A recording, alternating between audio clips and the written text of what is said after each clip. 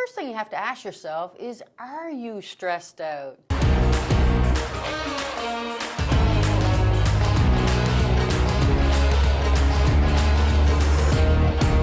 The odds are good, if you're stressed, that you have an overloaded schedule. You have excessive worrying going on in your mind about whether you can actually meet all those requirements. You have a large extent of negative thinking that goes along with that. It could even be due to insufficient social network to help you deal with your stress.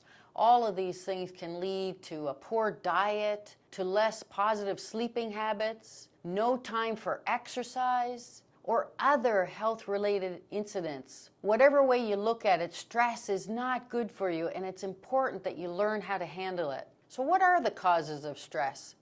There can be endless variety, but let's summarize them this way. Stress can be caused just because of your life situation. Whatever's happening in your life that is beyond what your ability to handle it can cause a lot of stress. There could be certain events that are happening just in this particular moment, maybe work or life events that don't always happen, but they're occurring today, that are causing you a high level of stress in your body. It could even be due to your genes and temperament. Now, we like to believe that you can still control your stress, but there could be genetic reasons why you have a tendency towards stress. Your personality is your temperament, so that can already be something that's escalating your feelings faster than you would like. Misinformation can be a cause of stress because you're getting information that may or may not be correct, and then you're responding to it. Finally, it can be your own expectations about the circumstances that you're in, or the people you're with, or what you're expecting to happen. Whatever way it is, it's usually social, work, life events and environments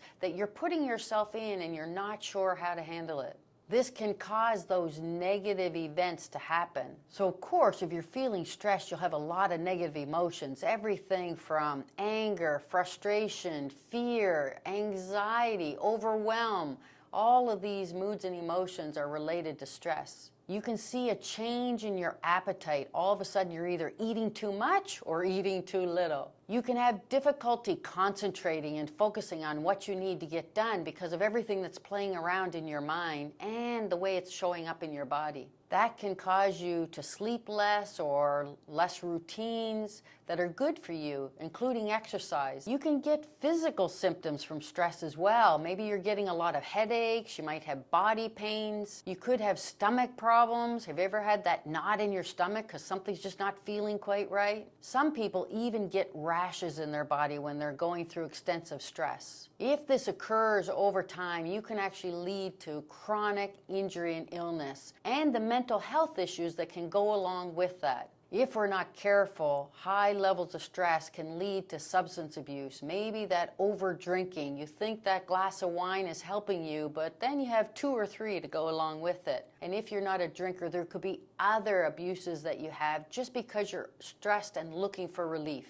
But it's also important to think about the fact that stress can also be positive for you. If you have a little bit of stress, it can actually increase your attention. You're paying attention more because something might be not quite the way you want it to be, and that extra energy you get in your mind and body to focus will allow you to do a great job. All of that increases your motivation to move forward and do things that maybe you were putting off a bit. You can actually get a boost in performance because of that energy, and it drives you forward to get things done. With mild stress, you can actually get higher resilience. That stress and the energy you're getting can actually keep you moving forward towards your goals. It's like keeping your momentum going. Also, stress can remind you of the consequences that if you don't actually get those things done, what can actually happen. And this can lead to your confidence level because that small bit of stress can actually push you forward, and then you feel good about completing the things that you need to get done. All of that can lead to an increased level of confidence that you feel because you're actually getting the goals completed that you need to get done. So I don't want you to think that stress is all bad, but extended stress or a high level of stress is really what is not good for you. We need to pay attention to that. So determine first, are you under a high level of negative stress?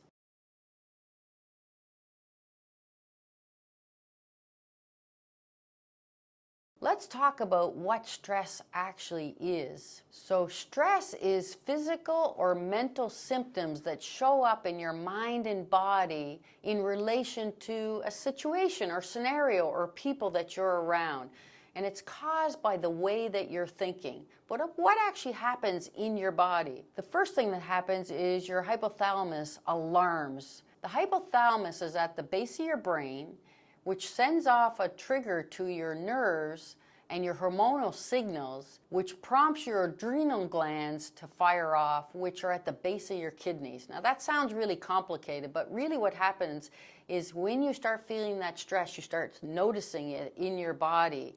Nothing's happened yet, but you can start to feel it by that signaling of the hypothalamus. Your adrenaline then surges, you get an increased heart rate, so your heart starts pumping much faster. That elevates your blood pressure, and that actually boosts your energy supply. So now your body's in an elevated energy state. Cortisol is your stress hormone, and that is what's now being triggered by a result of the first two. Now, cortisol in the positive mode can actually help your use and repair of the sugar in your body and control your insulin. However, under high levels of stress, what happens is the glucose gets released from your liver very quickly so that you can run away from those dangers that you might be feeling when you're under stress. That results in your body actually changing because of that. What happens in your body is short, shallow breathing so that you can actually run. It's the fight or flight mode, right?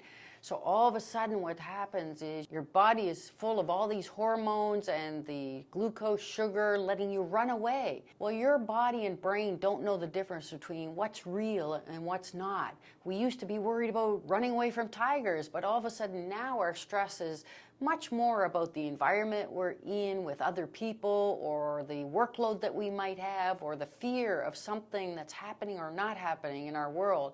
We don't really have to run away, but our body is acting as if we are.